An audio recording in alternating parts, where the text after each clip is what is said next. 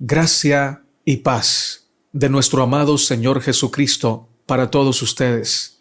Qué bonito, qué lindo es confiar en el Señor. Qué precioso privilegio nos da Él de estudiar su santa palabra. En esta oportunidad, Dios nos da el privilegio de estudiar el tema titulado La simiente de Abraham. No te vayas, es un mensaje poderoso. El Señor nos va a enseñar grandes lecciones a través de este mensaje bíblico. Bienvenido, vamos a orar.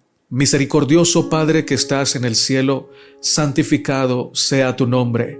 Gracias, Señor, por tu palabra. Gracias por darnos el agua viva. Al estudiar tu palabra te suplicamos que seas tú nuestro Maestro, que nos des corazones humildes y mentes bien dispuestas para escuchar tu voz y poner en práctica tu santa voluntad.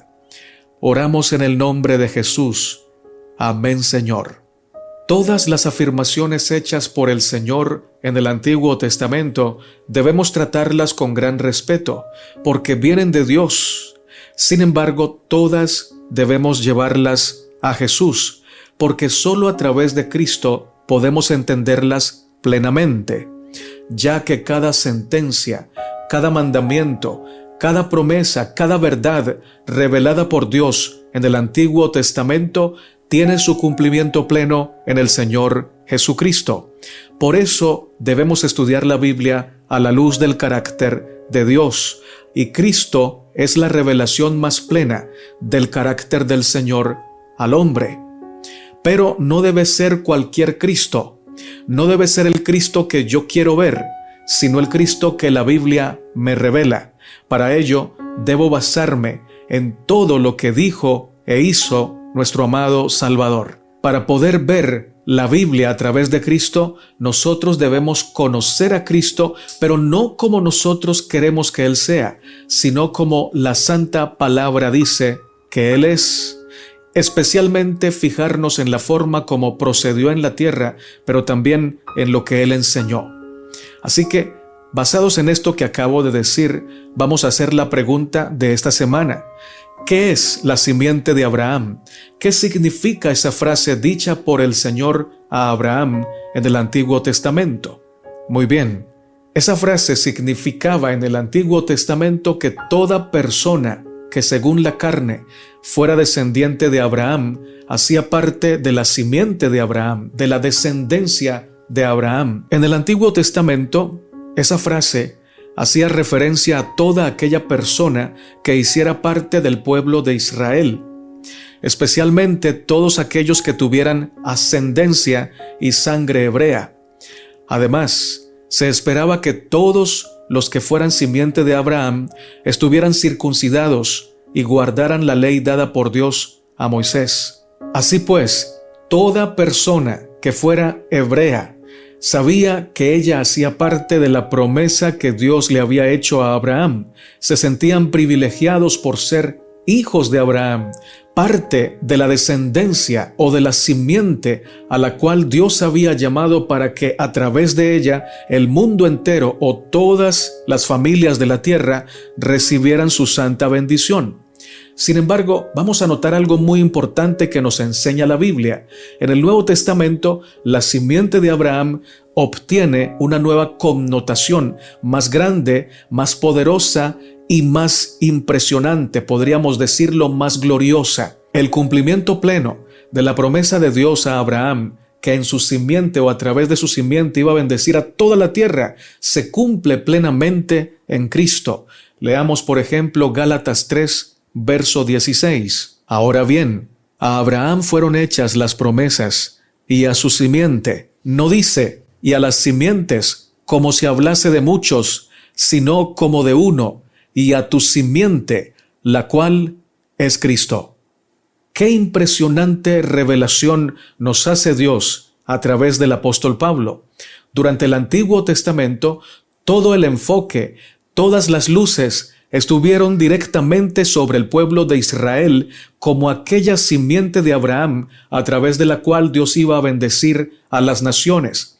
Pero en el Nuevo Testamento ese foco, esas luces, ese enfoque ya no es del pueblo de Israel. Ahora ese enfoque se pone sobre Cristo, quien es literalmente el cumplimiento pleno y total de la promesa del Señor de la simiente de Abraham. Ahora en Cristo son benditas todas las familias de la tierra. ¿De qué manera todas las familias de la tierra han sido bendecidas a través de Cristo? Bueno, si no fuera por Cristo, este mundo ya no existiría. Si no fuera por la sangre derramada en la cruz del Calvario, nosotros no estaríamos aquí. Su sangre expiatoria nos ha regalado libre acceso al Padre Celestial. Está abierta la puerta para que todo el que quiera entrar pueda entrar. La bendición es para todos, pero solo se hace efectiva en aquellos que la quieren recibir. Y alguno podría decir, pero ¿cómo es posible que en Cristo todas las familias de la tierra sean bendecidas si yo veo muchas, pero muchas familias sufriendo, muchas familias desunidas, muchas familias llorando? ¿Cómo se hace efectiva la bendición? Bueno, lo primero que tengo que decirte es que esta bendición tiene alcances eternos, pero también alcances temporales. Los alcances temporales son para todos y todos hemos gozado de las bendiciones de la muerte de Cristo en la cruz, de las enseñanzas de Cristo Jesús. Muchos gobiernos dejaron su modo arcaico de gobernar porque han tomado o aplicado parte de las enseñanzas de Cristo. Muchas personas, por conocer a Jesús, han dejado de ser asesinos, ladrones, ebrios o personas malvadas. Cada persona que por conocer a Cristo se aleja del pecado es una bendición para todo el mundo. Si una sola persona recibe a Cristo, a través de esa persona el mundo entero es bendecido porque esa persona va a dejar de afectar a miles de personas. ¿Sabías tú que cuando uno ofende a una personita, esa personita también puede ir a herir a otras? Y lo que comenzó con una pequeña ofensa puede terminar en una terrible guerra. Lo cierto es que con una persona que Cristo le dé su bendición, a una sola persona que Cristo le dé salvación, esa persona está evitando multitud de pecados y multitud de dolores. Pero nota, no ha sido a una sola persona que Cristo ha bendecido, han sido millones de personas y a través de esas millones de personas, su amor, su misericordia se ha hecho extensiva al mundo entero. Esta no es una forma de explicar de manera fácil lo que a ti te parece difícil, no, es la verdad. Ahora, Dios quiere que todas las bendiciones temporales y espirituales y eternas lleguen a todos sus hijos. Esas bendiciones fueron compradas por la sangre de Cristo. Ahora te pregunto, ¿sale el sol para buenos y para malos? ¿Cierto que sí? ¿Por la gracia de quién? ¿Por la sangre de quién? ¿Por el amor de Cristo? Te pregunto, ¿tienen aire para respirar los buenos y los malos? Claro que sí, cada día. ¿Envía Dios el agua solo para los buenos? No, de hecho nadie es bueno para merecerse las bendiciones de Dios. Si alguien incluso es considerado bueno, es por la gracia de Cristo Jesús. Pero aún aquellos que son malos porque no aman a Dios y odian a su prójimo, Dios les manda el agua, les manda el aire, Dios les da la vida, Dios les da salud. Todo eso ha sido ganado por la bendición de Cristo, porque en Él todas las familias de la tierra alcanzan la bendición de Dios. Sin embargo, algunos se quedan recibiendo solamente las bendiciones temporales y no echan mano de las bendiciones eternas, y por eso el Señor no se las dará. ¿Cuáles son esas bendiciones eternas? Pues la salvación, estar con el Señor para siempre. Solamente la podrán recibir aquellas personas que quieran recibir el regalo. Los que no quieran recibir ese regalo, pues no se les dará, porque Dios no obliga a sus hijos. Sin embargo, los que se pierdan no se perderán fácil. Dios no los va a dejar tranquilos. Dios va a luchar, va a pelear, los va a llenar de razones para que lo acepten. Y si finalmente alguien se pierde, será porque no se quiso salvar, porque odia la palabra, porque odia el amor, porque odia la verdad. Y así el Señor no le puede dar la bendición prometida a Abraham a través de Cristo, porque solo aquellos que quieran pueden beber del agua viva. El Señor no dice, vengan todos obligadamente a tomar del agua viva. Dice, el que quiera, venga y tome del agua viva gratuitamente. pero el que no quiere, no tomará. Dice Jesús en San Juan capítulo 3, el que no ha creído en el Hijo de Dios ya ha sido condenado y la ira de Dios está sobre él. Dice Primera de Pedro capítulo 2 verso 9, mas vosotros sois linaje escogido, real sacerdocio, nación santa, pueblo adquirido por Dios, para que anunciéis las virtudes de aquel que os llamó de las tinieblas a su luz admirable. Pensemos por un momento en estas palabras tan profundas, pero hagámoslo primero pensando en el pueblo del Señor en el Antiguo Pacto o en el Antiguo Testamento. Ellos fueron llamados por Dios para ser un reino de sacerdotes, un reino de gente santa. Dios no solamente los llamó para que lo fueran, sino que además los rodeó con su misericordia, con su presencia, los llenó de bendiciones, les prometía y les cumplía, les demostró con evidencias contundentes que Él era Dios y que los amaba, los sustentó. No hubo forma, no hubo nada que faltara para que Dios les demostrara que los amaba. Es decir, hizo todo para que supieran que los amaba. Y además de eso, no solamente les dio mandamientos, sino que además de eso les daba el poder para que pudieran cumplir los mandamientos que les daba. Aún así, ellos eligieron hacer su propia voluntad. Casi en toda su historia o la historia del Antiguo Testamento, el pueblo no vivió conforme al llamado de Dios, no vivió conforme al ideal de Dios, no vivió conforme al poder que Dios le dio para que obedeciera. En otras palabras, ellos desobedecieron no porque Dios fuera injusto, no porque el Señor les impuso cargas pesadas, sino que desobedecieron porque no quisieron echar mano de las bendiciones de Dios y de la fortaleza que Dios les daba. No vivieron conforme al ideal y el llamado de Dios. Esto nos enseña a nosotros una gran lección. Dios te ha llamado, Dios me ha llamado, pero no me va a obligar a que yo le sea fiel. No te va a obligar a que andes en sus mandamientos. Sí, te va a dar el poder para que le obedezcas. Va a poner en ti el querer y el hacer si tú no te resistes a que Él haga esa voluntad en ti. Pero si tú te resistes, Él no podrá colocar en ti ni el querer ni el poder para hacer, porque tú no lo quieres. Podemos ser llamados pueblo de Dios, nación santa, pueblo adquirido y real sacerdocio, y que nos pase como le pasó al antiguo Israel, que fueron llamados así por el poder de Dios y por la palabra de Dios, pero ellos decidieron no obedecerle al Señor. Esa, mis hermanos, es una historia muy triste que de ninguna manera nosotros debemos repetir. Debemos en el nombre del Señor cambiar la historia. ¿Cómo? De la única manera que se puede cambiar, llamando a Cristo, diciéndole: Señor, yo no quiero vivir conforme a mi voluntad, yo no quiero hacer lo que yo quiero hacer, yo quiero que tú hagas en mi vida tu santa y plena voluntad.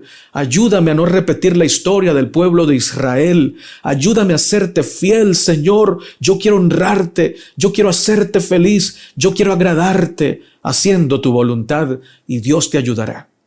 De otra manera no hay forma.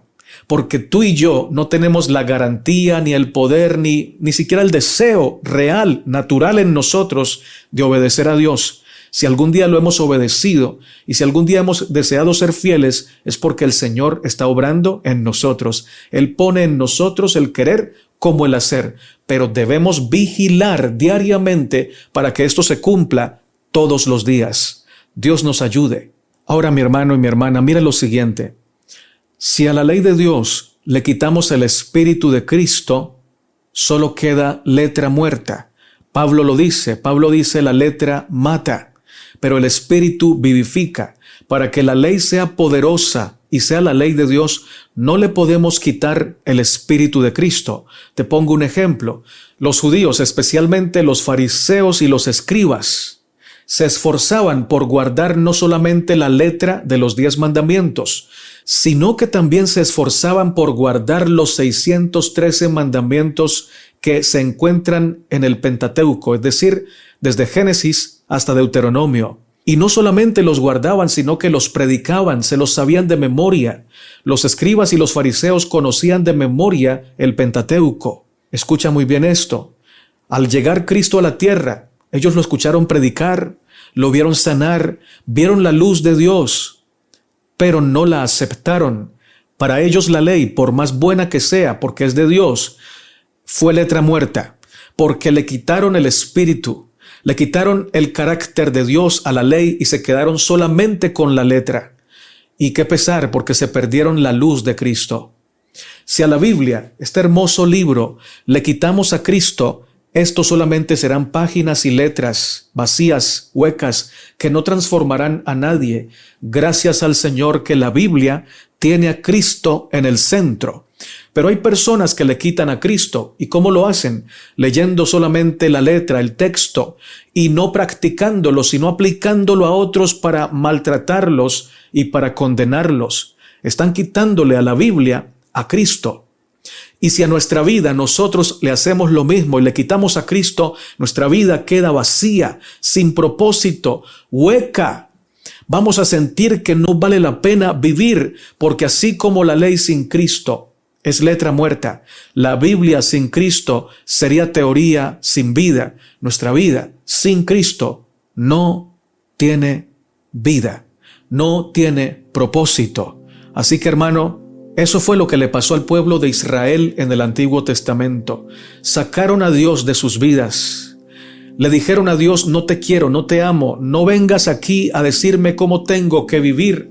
Y entonces aquellos a los que Dios llamó nación santa, pueblo adquirido, real sacerdocio, terminaron siendo una nación fracasada en sus grandes mayorías, porque Dios dejó un remanente, lo vamos a ver un poquito más adelante. Pero Dios quería no solamente que el remanente fuera victorioso, sino que todo su pueblo lo fuera. Y si todo el pueblo de Israel hubiera sido un remanente fiel, el mundo entero hubiera sentido su influencia y hubiera experimentado un llamado poderoso a acudir al Rey de Reyes y Señor de Señores. Te comparto lo que dice la matutina Recibiréis Poder, capítulo del 24 de mayo.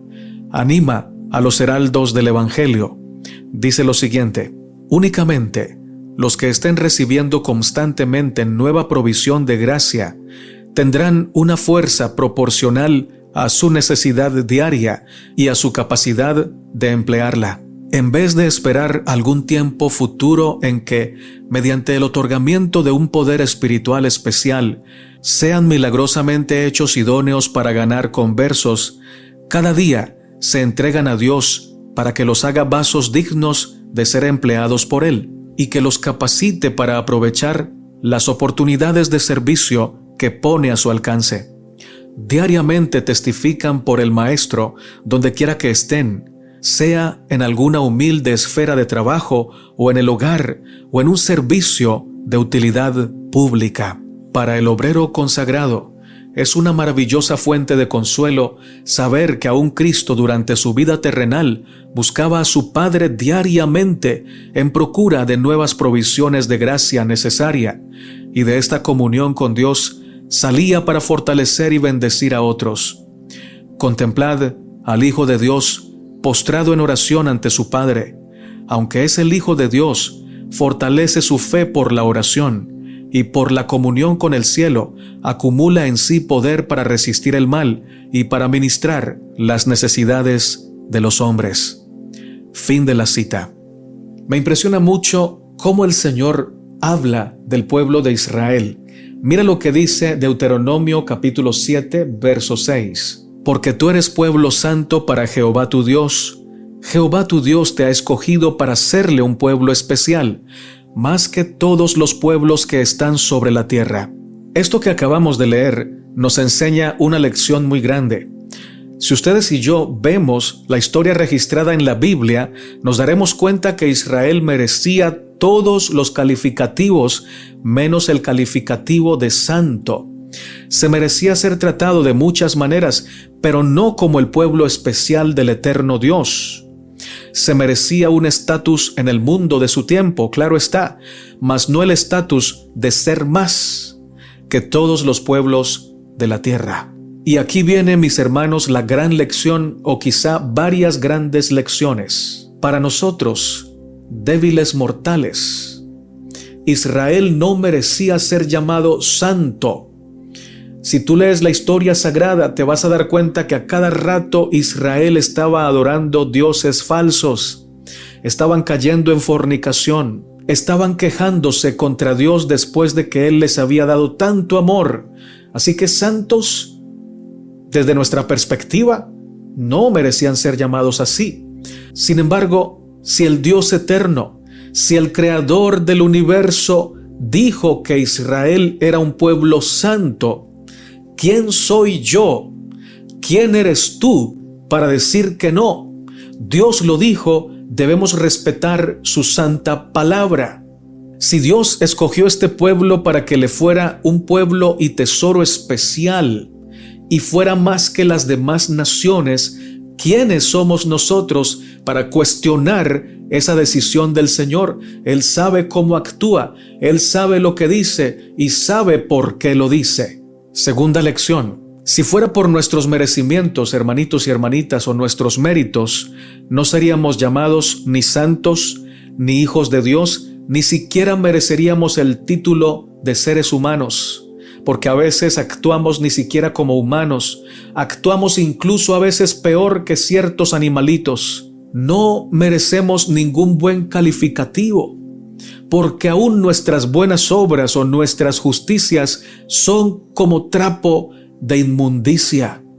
Lo dice la Biblia. Sin embargo, mira esto, a Dios le ha placido llamarnos santos, le ha placido llamarnos hijos suyos, le ha placido poner su nombre en nuestra vida, se ha gozado en apartarnos para Él. Y si uno se mira a uno mismo y se da cuenta de la forma como procede en la casa, como procede en el trabajo, como procede aún cuando está jugando con otras personas, a veces perdemos y nos enojamos con algo tan pequeño, perdemos la paciencia, entonces nos miramos a nosotros mismos y tenemos que llegar a la conclusión igual a la que llegamos cuando dijimos que Israel del Antiguo Testamento no se merecía el calificativo de santo. Nosotros tampoco, pero es Dios el que nos ha llamado santos. No merecemos ser llamados sus hijos, pero es Él el que nos ha llamado sus hijos. Esto es, hermanos, gracia pura. Israel fue tratado por Dios por gracia. Fue tratado como pueblo santo por gracia. Fue tratado como tesoro especial por gracia. No porque se lo mereciera, sino porque Dios es grande en misericordia, grande e infinito en esa gracia suprema, gracia que no merecemos y gracia que nunca comprenderemos. Si Dios, hermanos, así lo ha decidido, calle delante de Él toda la tierra, porque Él es el que manda. Tercera lección. Dios no nos ve como somos, ni nos habla como somos, ni nos llama como somos, sino como podemos llegar a ser. Dios le dijo santo a Israel, porque veía lo que Israel podía llegar a ser a través de su poder y de su palabra, a través de Cristo. Dios te dice santo, te dice hijo, te dice justo, porque ve no lo que eres ahora, no lo que yo soy ahora. Él nos ve como podemos llegar a ser si nos entregamos a Cristo Jesús. Él ve a su Hijo cuando nos mira a nosotros, porque Cristo es el mediador entre Dios y el hombre. Cristo está puesto entre el Padre y el hombre, así que cuando el Padre mira al hombre, al primero que ve es a Cristo. Y no ve a Natanael con todos sus defectos, sino que ve a Cristo.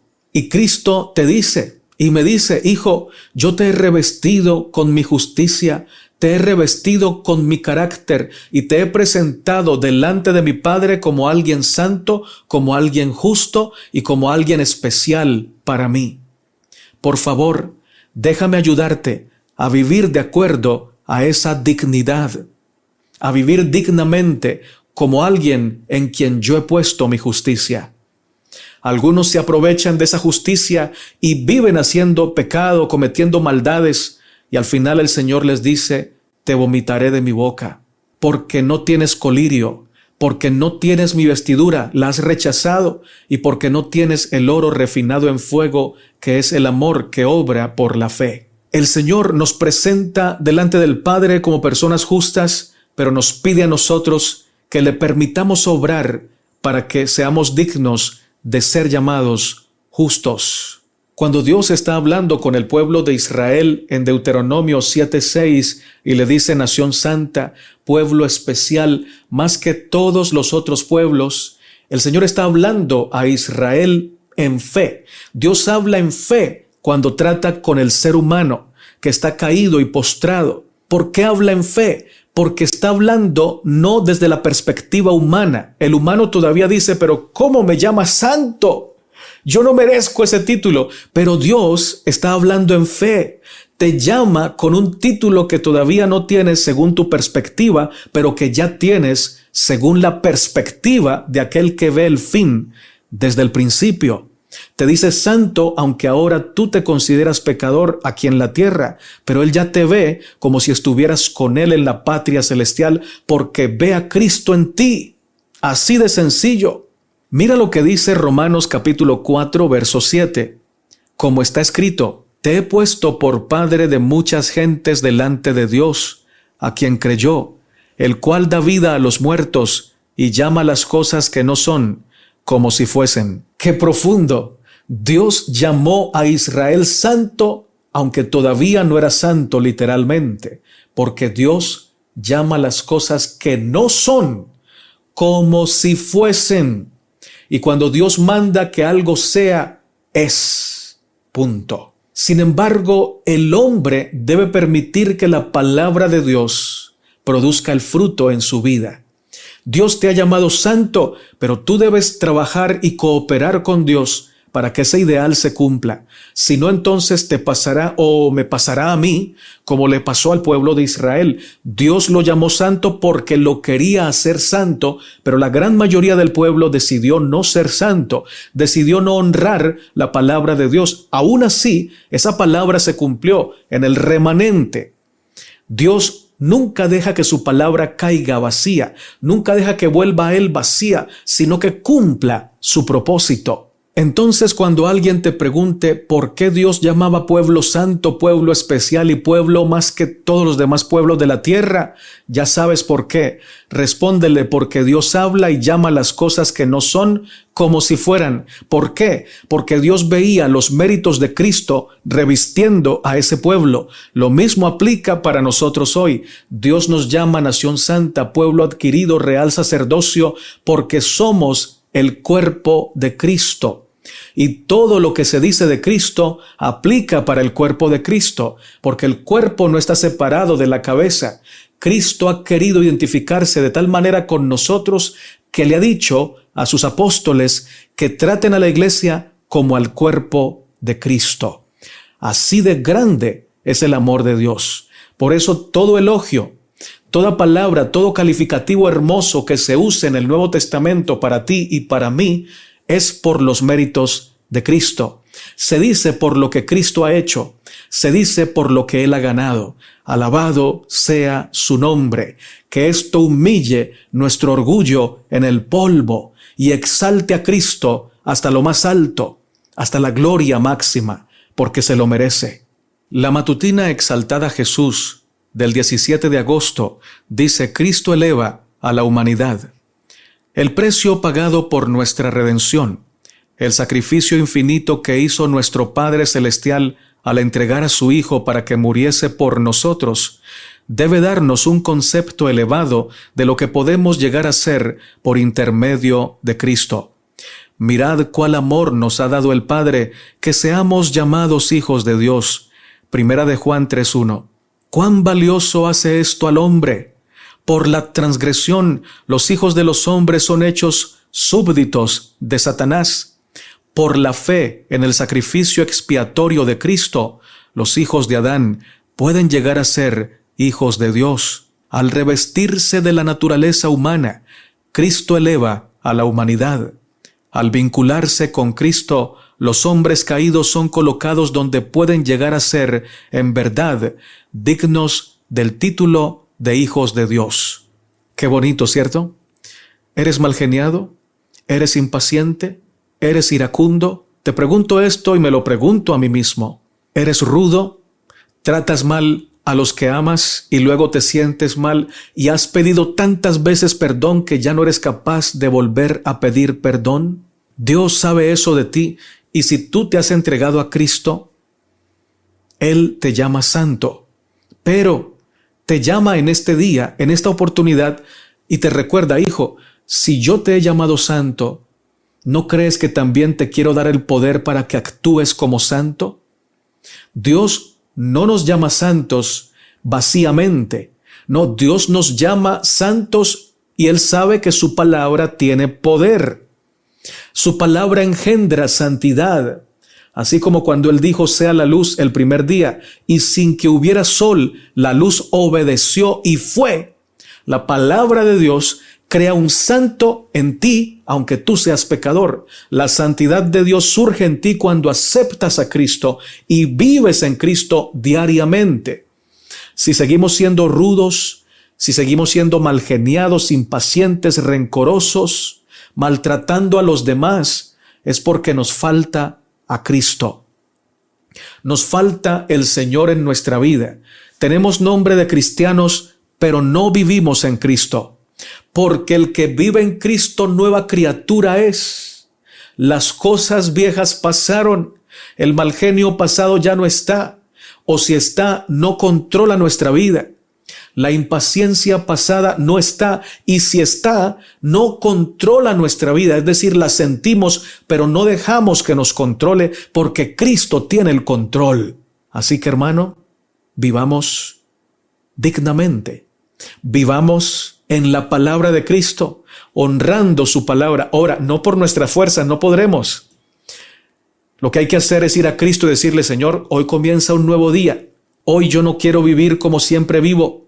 Hoy quiero vivir en ti. Quiero ser paciente, quiero ser tolerante, quiero ser amor, quiero ser manso, quiero ser misericordioso. Quiero aprender a no juzgar a los demás. Ayúdame, Señor. Yo no puedo solo. Y el Señor te va a ayudar.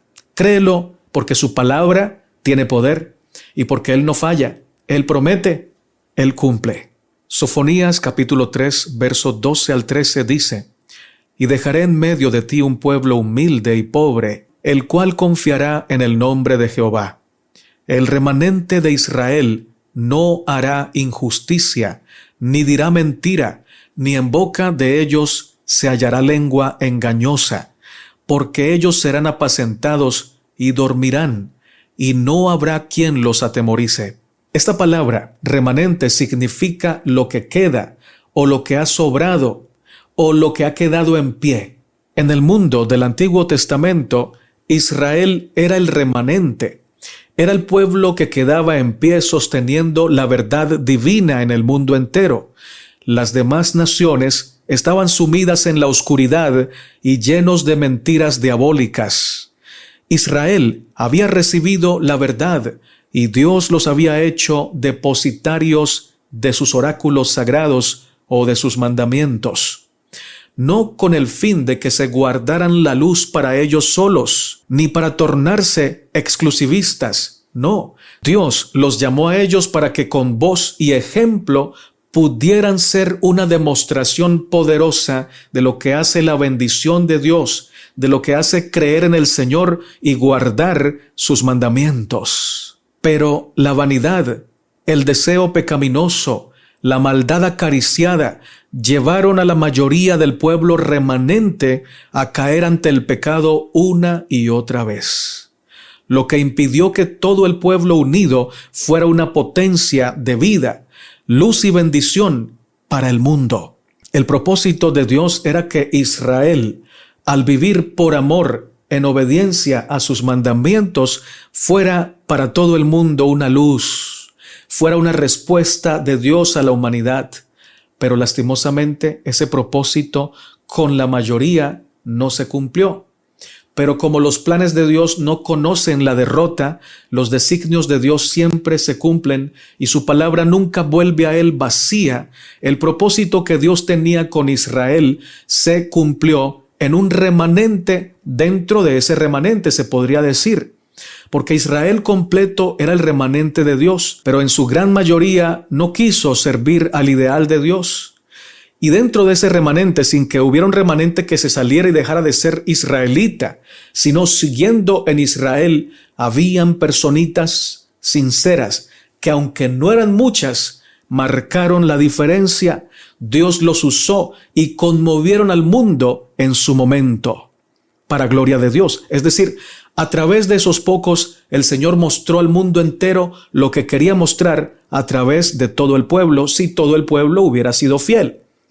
Esto pasa también hoy en día. Dios ha llamado a toda la iglesia cristiana a que sea el remanente, pero la gran mayoría de la iglesia cristiana se ha ido tras los ídolos, tras la palabra de los hombres. Han dejado la palabra de Dios, pero queda un remanente en pie que sigue levantando en alto la sagrada palabra, que la respeta, que la ama, que la vive por la gracia del Señor y predica la palabra de Cristo, no solamente con su voz, sino con su vida, con su ejemplo. Alabado sea el Señor. Mira que cuando el pueblo de Israel obedecía los mandamientos de Dios por amor, reflejaba el carácter de Dios. Pero cuando dejaba de obedecer los mandamientos de Dios por apostasía, reflejaba el carácter del diablo. Reflejar el carácter del diablo es parecerse al pecado. Es vivir en pecado. Es vivir contradiciendo la voluntad de Dios reflejada o manifestada o revelada en su palabra. Cabe la pregunta, ¿qué carácter estamos reflejando? ¿El de Cristo o el del diablo? ¿Podría ser que estamos repitiendo la historia del pueblo de Israel, que en la gran mayoría del pueblo de Dios estemos yendo tras nuestros ídolos, yendo tras nuestras vanidades y dejando al Señor? Y que solo unos pocos están levantando la verdad cuando todos deberíamos estar haciéndolo. Oh, mis amados hermanos, la lección nos llamaba la atención a lo siguiente. Hay personas que nos hemos ido de la iglesia diciendo que no vamos a volver porque allá todos son unos hipócritas, que no son verdaderos cristianos y que para eso es mejor estar en el mundo. Esta es una excusa falaz. Una falsa excusa, porque si nosotros reconocemos la hipocresía de los demás, es porque no hemos tenido tiempo de mirar a Cristo. A la iglesia no debemos ir a mirar a los demás, porque ellos están luchando, ellos no son perfectos. Debemos poner nuestra vista en Cristo, y si ponemos nuestra vista en Cristo, Él nunca nos va a permitir mirar el pecado ajeno. Y si lo vemos, no será para criticarlo o para usarlo como excusa para no volver a la congregación. Si vemos el pecado ajeno, será para orar, para redimir, para restaurar, no para criticar, acusar, no para condenar. Sabes que cuando nosotros miramos a Cristo en lugar de mirar a los hermanos, vemos la santidad de Cristo y comenzamos a amar más a Cristo y amarlo más y a ver más su luz. Y mientras más vemos su santidad, más vemos su luz, más pecadores descubrimos ser. Es decir, el que ve el pecado ajeno no está mirando a Cristo, se tiene a sí mismo como santo y ve a los demás como peores que él. Pero el que mira a Cristo descubre y descubre cada vez más la luz de Dios, la luz de su amor, de su santidad, y ante esa luz los pecados que él tiene son manifiestos y se ven claramente y no le queda tiempo para ver el pecado ajeno. Entonces no se va de la iglesia, sino que se queda amando, ayudando, perdonando, levantando, porque se vuelve uno con Cristo. Y Cristo usa a esa persona como parte de su remanente para levantar la verdad, para exaltar el amor. ¡Qué grande es el Señor! Meditemos en esto, mis hermanos. No somos el remanente porque seamos dignos. No somos el remanente porque prediquemos mejores temas que otras iglesias. Somos el remanente si estamos en Cristo. Somos el remanente porque a Dios le plació llamarnos a su luz admirable y hacernos proclamadores de su luz. Y entonces ahora sí, por estas razones que predicamos la palabra de la verdad, es en Cristo que llegamos a ser un remanente fiel. Sin Cristo podemos tener toda la verdad teórica, pero seremos como los judíos del tiempo del Señor. Hombres y mujeres llenos de letra, pero no de amor. El Señor nos llama a que vivamos de acuerdo a ese gran privilegio. No nos aprovechemos de la bondad de Dios para vivir a nuestro modo. Aferrémonos de su luz, verdad y amor, para vivir conforme a su voluntad. Termino este mensaje con el siguiente párrafo de la matutina escrita por la hermana Elena de Huay, llamada Dios nos cuida.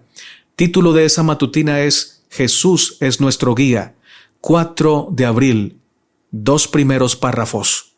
Oh, si pudiéramos nosotros, que somos peregrinos y extranjeros en este país extraño, que buscamos un país mejor, un país celestial, comprender a Cristo, el camino, la verdad y la vida. Él dice, nadie viene al Padre sino por mí. El camino que Él ha señalado es tan claro y evidente que el más pecador, cargado con sus culpas, no necesita perderlo. Ningún tembloroso buscador necesita fracasar en la búsqueda del camino verdadero y en caminar en la luz pura y santa, porque Jesús es el guía en el camino. El camino es tan estrecho, tan santo, que no puede tolerarse el pecado en él, y sin embargo, el acceso al camino ha sido posibilitado para todos, y ni una sola alma abatida, dudosa y temblorosa necesita decir, Dios no se preocupa por mí. Toda alma es preciosa para su vista. Cuando Satanás triunfaba como el príncipe de este mundo, cuando reclamaba a este mundo como su reino, cuando estábamos todos manchados y corrompidos por el pecado, Dios mandó a su mensajero desde el cielo, a su Hijo amado, para proclamar a todos los habitantes del mundo, he encontrado un rescate, he preparado un camino de escape para todos los que perecen. Tengo a vuestra disposición los documentos de vuestra emancipación o liberación, sellados por el Señor del cielo y de la tierra. ¡Qué texto tan profundo! Gracias al Señor por esta palabra. Hemos llegado al final de este mensaje. Muchísimas gracias por quedarte hasta el final de este largo video. Espero que te haya servido, que haya sido de edificación. Te invito a orar para terminar. Padre nuestro que estás en el cielo, Dios de Abraham, de Isaac y de Israel, cuán grande es tu nombre en toda la tierra. Gracias, eterno Dios, por tu santa palabra. Gracias por hablarnos claro. Gracias por ver a Jesús cuando nos miras a nosotros. Gracias porque no solamente nos llamas santos, sino que también nos das el privilegio de vivir en santidad por tu poder, por tu palabra. Bendice a mis hermanos y a mis hermanas, Señor. Las madres y los padres me han escrito para que ore por sus hijos, Señor. Dale sanidad espiritual y física, Señor, por tu gracia. Oro, Señor, por cada petición hecha. Algunos claman por trabajo, otros claman por salud, otros claman por unidad en su hogar, por restauración del hogar. Cada petición está puesta en tus manos para que según tu voluntad sea hecho. Gracias, Señor, porque nos amas y nos respondes. Oramos en el nombre de Jesús. Amén, Señor. Hermanito y hermanita, si este mensaje te ha bendecido, te invito a compartirlo con las personas que Dios ponga en tu corazón compartirlo. Te invito a darle me gusta a este video, que es darle clic a la manita que está hacia arriba.